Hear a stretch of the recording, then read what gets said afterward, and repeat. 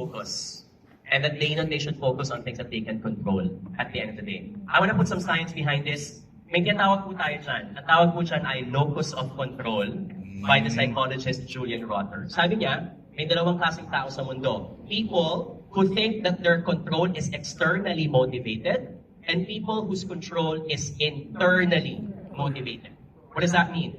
When I say external locus of control, it means pag may nangyari sa buhay, that's it. I cannot do anything about it. Ganyan talaga ang buhay. Internal locus, on the other hand, is where they will tell themselves, oops, yes, I don't like what happened, but I still get to decide a part of my destiny. And so I'm going to do something about it. So can I get a raise of hands? Who here thinks that a big part of their personality falls under external locus? Wala pong tama or maling sagot ha. Please do not deny your identity. Okay? Wow. Tama ba ako? Lahat tayo internally motivated? Yes? Is that the reason why you guys are winners?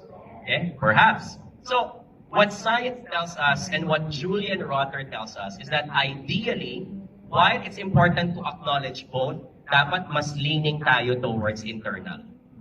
And the reason for that is because we don't just want to give up easily when things don't go the way we want it to happen. Right?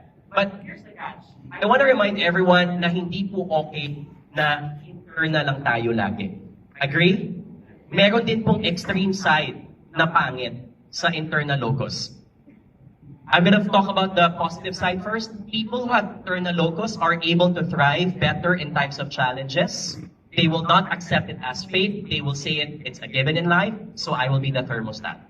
It's also where they will say, I will exhibit more accountability when they commit mistakes. What does this mean?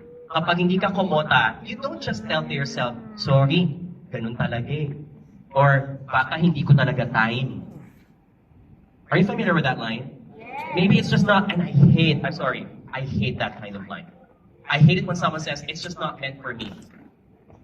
Sure, there were uncontrollable things, but you don't just give up and tell it as if it was a golden excuse to say, oh, meron na akong pang-exit kasi hindi talaga siya for me. I think what lazy people would say. I think it's what people who don't want it so bad will also say. And number 3, they're able to yield growth mindset. If I didn't reach my quota this month, what could be the reason for that? What were the learnings that I captured this month so that next month or next month, I will be able to finally reach my quota? What are the bad sides of an internal locus? Please take note. Internal locus can be bad when you do it so much that you're only relying with control. Ang tawag po dyan ay control freaks. Yes? Meaning, they are unnecessarily preparing for everything in their life. Example, nung pandemic, nag-hoard ng 5 boxes ng Lucky Me noodles. Or ng sardinas, for example. Another example of that is the inability of the person to delegate tasks or to ask for help. Why?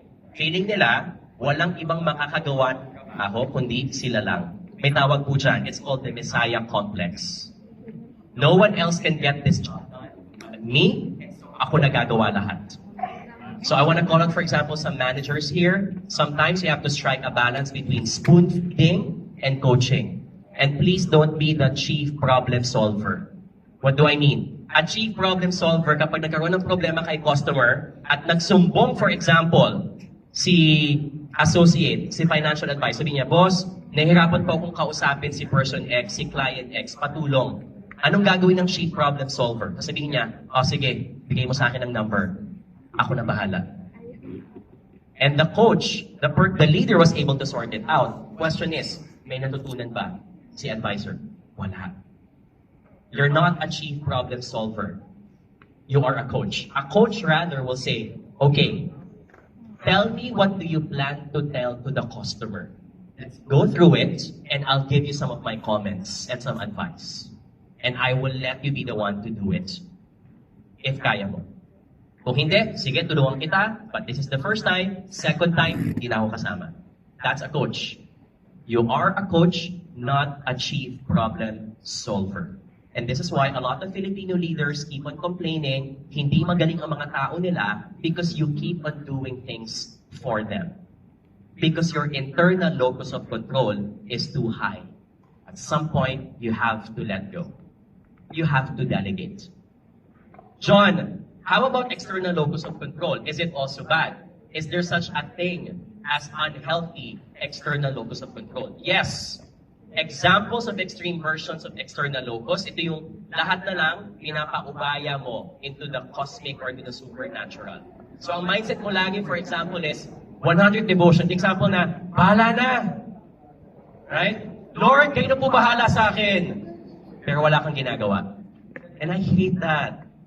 You're burdening everything to only one person or one power.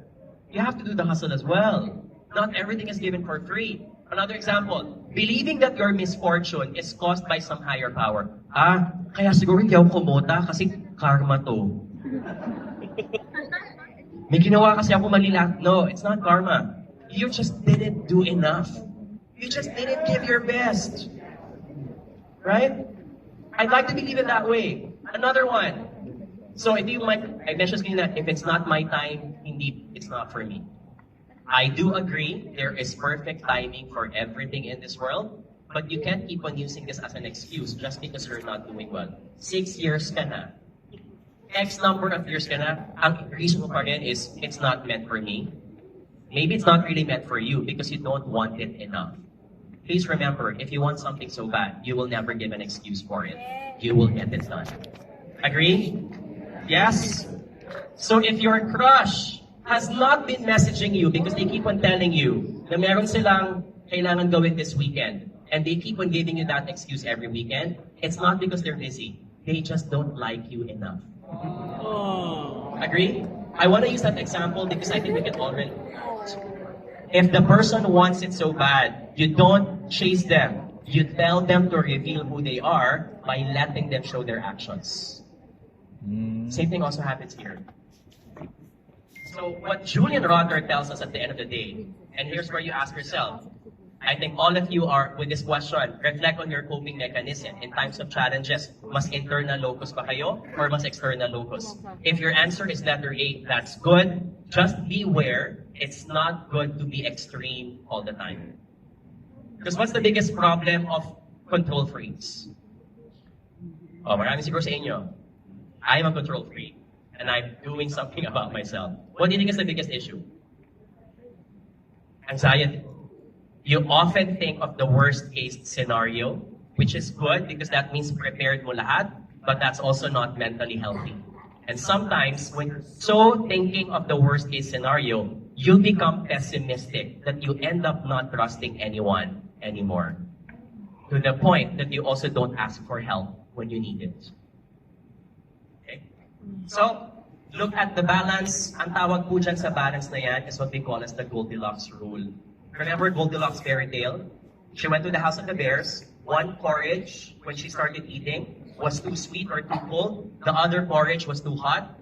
She didn't like it. She ended up eating the porridge. It was just the right amount of temperature. She ate it. That was the balance. She went to the bed. One bed was too hard. The other bed was too soft. She ended up sleeping in the bed. It was just the right size and right comfort. Always strike for balance. That is the Goldilocks rule. Okay? Okay, tip number 3, and before we do that, let's give away prizes again. Is that okay?